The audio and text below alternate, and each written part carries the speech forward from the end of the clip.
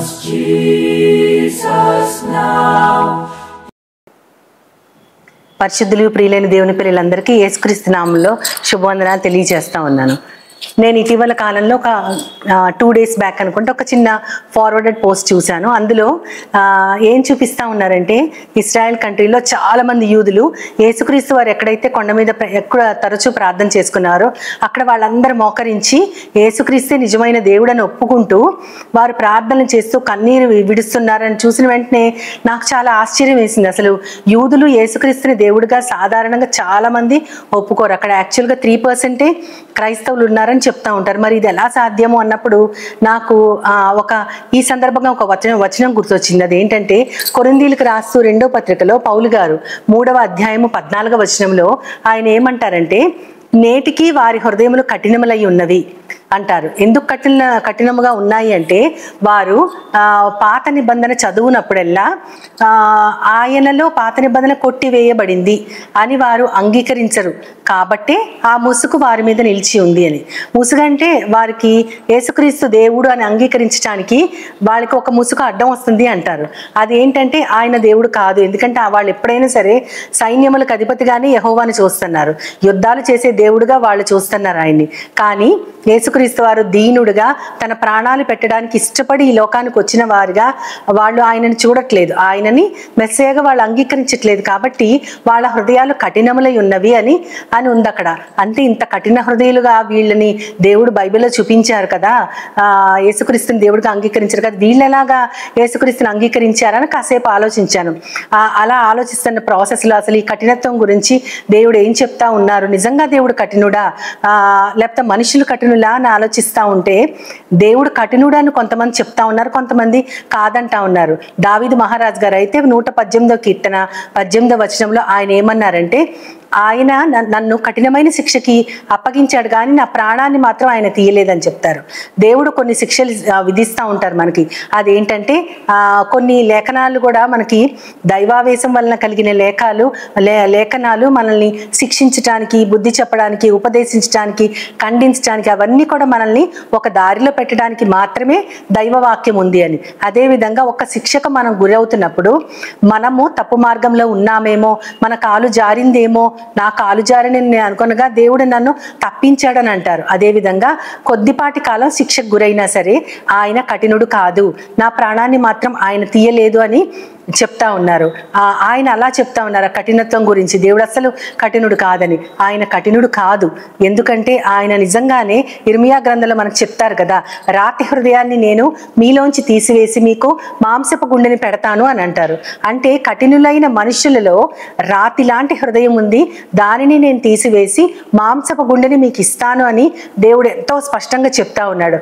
అంతేకాదు ఆయన తండ్రుల దోషాన్ని బిడ్డల మీదకి రప్పించినప్పుడు కేవలం ఆ శిక్ష 3-4 తరాల వరకు మాత్రమే ఉంటుంది. కానీ తన మాట విని తన చొప్పున నడుచుకునే వారి పట్ల ఆయన 1000 తరముల వరకు నేను మిమ్మల్ని కరుణిస్తాను అని చెప్తున్నారు. అంటే 1000 తరముల వరకు కేవలము ఆయన దయా కృప అలాగ 1000 తరముల వరకు వచ్చేది అయితే ఆయన శిక్ష మాత్రం 3-4 తరాల వరకే వస్తుంది. అంటే 250 times ఎక్కువగా ఆయన కరుణని మనము రుచి చూడగలము. ఆయన అంత దయగల హృదయుడు, ఆయన కఠినుడు కానే కాదు. అటువంటి దేవుడు, వాక్యమైన దేవుడు శరీరధారిగా ఈ లోకానికి వచ్చినప్పుడు ఆయన కఠినమైన మాటలు పలుకుతున్నాడని 6వ అధ్యాయం యోహాను సువార్త 60వ వచనంలో అంతకు ముందు ఆయన అంటారు, నా శరీరం తిన్నవాడు నా రక్తము తాగిన వాడే బ్రతుకుతాడు అని. అంటే ఇది వినటానికే వాళ్ళు అసలు తీసుకోలేకపోయారు. ఇది చాలా కఠినమైన మాట, దీనిని ఎలా భరించగలరు ఎవరైనా సరే అని చాలా మంది ఆయన శిష్యులుగా ఉన్నవారు కూడా ఆయన వదిలేసి వెళ్ళిపోయినటువంటి సందర్భాన్ని మనం చూస్తాము.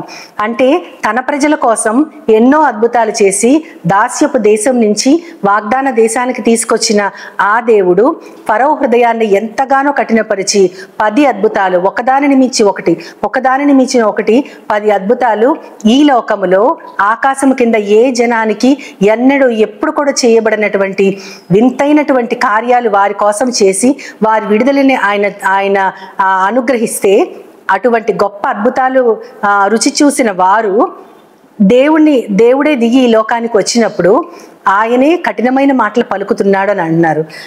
అది చూస్తానికి మనకు ఎంత ప్యారిటీ, ఎంత డిఫరెన్స్ ఉందో. ఆయనేమో రాతి హృదయాన్ని తీసి మాంసము హృదయాన్ని ఇస్తానంటున్నారు.